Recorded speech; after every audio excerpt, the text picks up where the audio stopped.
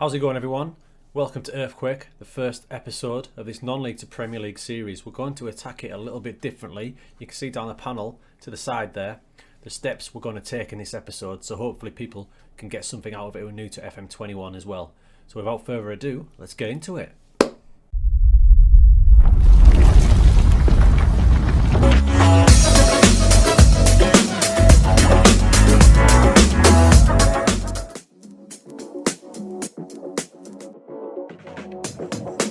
Right, so first up is the tactic you're going to choose. What formation, how you want your team to play. It can be a tricky one in non-league football, but the key thing is, going back to previous football managers and my years of doing this, is when you're in non-league football, you want to keep it a bit more basic.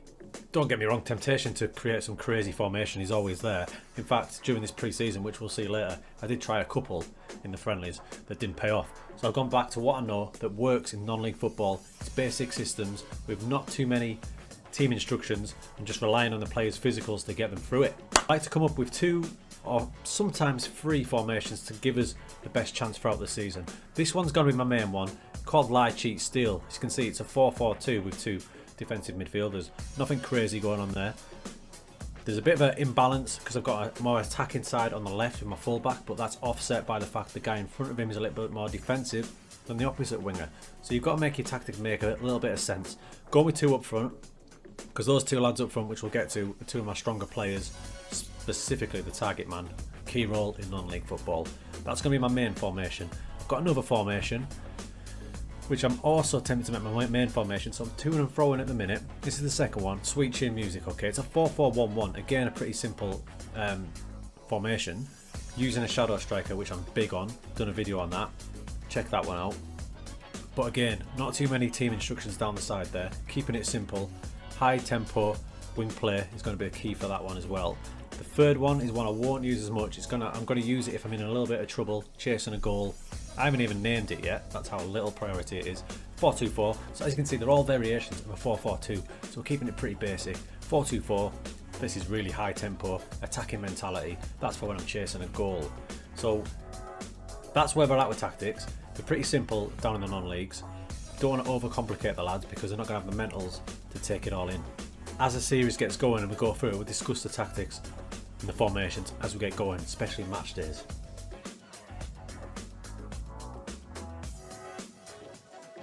Squad analysis next. Some people may do this before the tactic, but for me, I know what I'm doing with my tactic. I know it's going to be basic, so I know what I'll need to do with my squad when I get there. So here's my squad.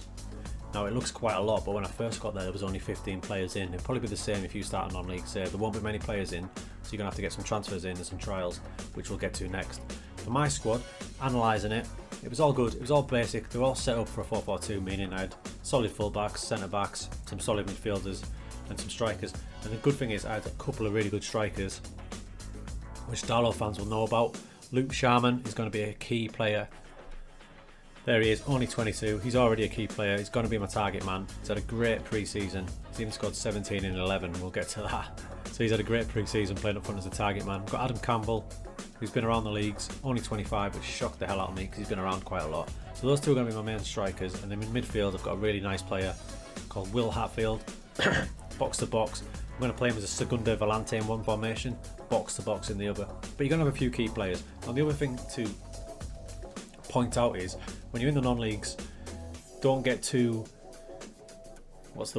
don't get too ambitious when it comes to looking for attributes. They're not going to be there. If we get some attributes that are in double figures, with like 12 there for example, 14, these are worldly attributes for non-league. More so, you're going to be averaging in and around the high single figures, your 8s, your 9s, things like that. But to set yourself apart, really concentrate on your physicals and get some good physicals in and your mentals. If you get some of them in, you're laughing. But don't set your sights too high. You're not going to get a crossing 20 ability, for example. You're not going to get flair 20 in the non-leagues. You want to average it in and around 9, 10. If you can get things into double figures, 12, 13, 14, you're going places.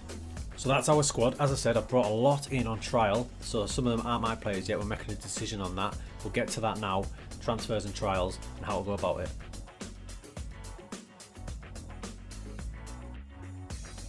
Okay, we sped forward a bit, and some of those trials I was talking about have now turned into signings. Now look at the amount of money I've spent. Total, 0. Get used to that. Non-league, North, lower if you're on database, national, you're not going to have a big budget. It's all going to be free transfers and managing the wage budget. So literally all of these signings are free transfers to bolster the squad. Some of them were already part of the Darlington recruitment. So I've took in about, I'd say maybe 10, bolstered the squad with 10, maybe lost 4 or 5. So that's where we're at with our transfers. Key point, it's always going to be free transfers for you, so you need to get into the trial market. So you come into the game, you get offered a load of players because the game knows you haven't got a lot of players, so agents and players are offering themselves to you.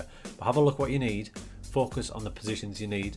This lad's come to his look, so as you can see his attributes are really masked there. So the best way to work out if he's any good, for example, he's a midfielder centre and I can see his passing is between 6 and 14, so he potentially could be really good. But I don't want to commit to signing him, so the best thing to do is literally go up there, press offer trial, get him in for 1 week's probably not enough, 2 weeks, get him in, press yes, job done. That way you'll be able to see, there we go. That way you'll be able to see what sort of player he is. All his attributes will become unmasked. You even play him in a couple of friendlies. I did that with about 10 to 12 different players just to get him in right at the start of pre-season. It's a free look at a player basically. There's an awful lot of players in that free transfer market, so you're going to have a lot of time to sift through them. The best way to get the right players in for you is what I do with every transfer window. So I'll have a look at my squad and I'll decide who's going to be in the team and I put them in. I'll leave the gaps for players that I know I need, so then I don't get distracted. It's very easy to offer a trial to 10 strikers, for example, but when in actual fact you only need 1. So I know I need 1 striker, I know I needed a left midfielder, a left back and a centre back. So that's what I'm going to focus on. That's what I'll focus my trials and my transfers on getting.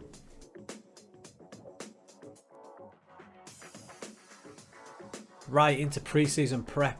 Now a key point with pre-season prep for non-league teams is, remember, 99% of the teams are going to be semi-professional, so you're not going to have them in all week for training. So the best way to make up the gap is to get plenty of friendlies in. Number 1 for your fitness, but number 2 for tactical familiarity. Now if you look at the screen there, you can see the sheer amount of friendlies I've done. I think there's 10 or 11 friendlies, which is way more than I'd normally do in a higher league, but because I've got a brand new team, I want to learn a brand new formation for them. I want plenty of friendlies to be able to play around and try them. Now I mentioned earlier about keeping simple formations for the lower leagues. Well, if you look at those 2 results there with South Shields and Notts County, that's when I got a bit funky and I thought I'll try one of my tactics that I used in the beta with Inter. The players just couldn't handle it. They're all over the parish. We got smashed, conceded 7 goals in 2 games. Straight away back to the basics. And what happens? 3-1 and 7-0. Little lesson there, even for myself. Keep it basic down in these lower leagues, but 100%, I know you want to get bursting into the season, but honestly, schedule in as many friendlies as you can, try things, see what tactics are working for you, see what players are working for you, because the training's not going to do it for you, because you're only going to have maybe 1 or 2 sessions a week being a semi-professional club. Set pieces are huge in non-leagues. I'd argue they're huge throughout the game, but for non-leagues especially. I'm even going to keep a tally this season of how many goals we get from direct corners. I've done a video on set pieces on the channel. Have a quick look, it's 2 minutes long. It'll give you a little idea on how to set up some attacking corners, but I can't emphasise enough, just take the time, especially on corners, free kicks to a lesser extent, but especially on corners, attacking wise, set yourself up some simple moves and you're going to get some banging results. Quick example here. It's a far post corner aiming for my man Luke Sharman, because I've chose him because he's got good jumping reach, good heading and good bravery, so he's going to be a target every corner from the far post on that side. I'll be amazed if he doesn't get 5 to 10 coming from those avenues. So take your time, set up your set plays. Another big one, throw-ins, get your long throws going. Surely you've got a guy in there who can ping out a long throw, look for 10 attributes or plus. Amazing how many goals last year went in from long throws. During the pre-season friendlies, a few have gone in as well, so it's another great little avenue. Get your set plays set up, it'll take 5 minutes. Once it's done for the season.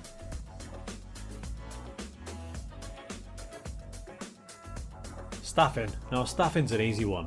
I've done a video about assistant managers previously, go check that out, but basically you want to have no faith in your staffing because the level of the staffing at non-league is pretty poor. Assistant manager Darren Holloway, bless his heart, but his attributes are nothing to write home about. And as I say previously, we're not going to worry about training too much because we're only going to be training once or twice a week, being a semi-professional team in the Vanarama North. That might change when we get to Van National, but for now, It's just another body to help out on the training ground to help take the workload off me.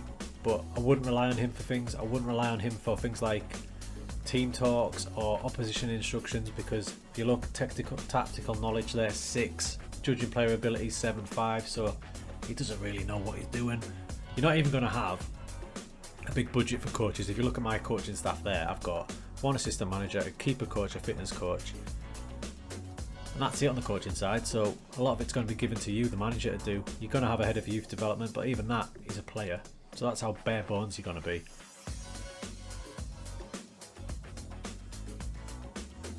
Okay, pre-season's done, we're good to go. We're going into the game against Gateshead, our local rivals. What a first game of the season, eh? This is the team we're going with. We're going with Sweet Chin Music for this one. It just felt like against Gateshead in a tight game, we'll go with this one. We may switch to Lie Cheating Still, depending on how the game goes, which we're watching comprehensive at the start. Place to look out for is Sharman up front, target man, expecting big things from Luke. In behind him we've got Adam Campbell, so he's good versatility. He can play in behind, or he can play out and out up front. Hatfield's the man, 28 years old, at his peak, in midfield, box to box in this game. And out on the wide, Enrico Sosa. Everything you want from a winger. Looking forward to see how he goes in the league. Game 1, Gateshead at home. Can we start the right way this season? Now, because they're playing wing backs, that looks like their only outlet ball. So what I'm going to do is I'm going to tightly mark both wing backs. Match is kicking off. We start in data analyst view just so I can get a look at the team. And initially, it looks like they're quite narrow.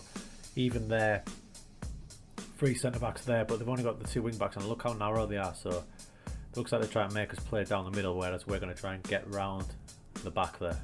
Yeah, we've started okay, but here Gateshead are on the attack. Williamson is their player manager, Mike Williamson, if you remember. Here's Hawks. Hawks hits just wide, so tight at the minute. Gateshead on the attack again. Big route 1 ball forward. Langstaff, Bywater saves. Looks like we're going to have to tweak something. Here's O'Donnell down the left, whips it in. Everyone misses it. Comes to Griffiths, who crosses. Cleared by Kenyon. Here's Williamson again. The free at the back is throwing us a bit here. Kenyon with a free kick. In it goes. Header from Broughton. And it's snuck in. I thought it had gone wide, but Max Broughton's put us in the lead. Get in. Thought he was side netting when it came in. Again, set piece is going to be huge. Kenyon takes. Over it goes. Broughton sneaks it in that near post. Darlow take the lead. Half time, and as I expected, it's been a really tight game. If you look at the match stats there in the top corner, 3 shots from us, 2 on target. 2 on target from Gateshead. XG's both pretty low. It's a tight one. This league's going to be a brute. I can just see it now.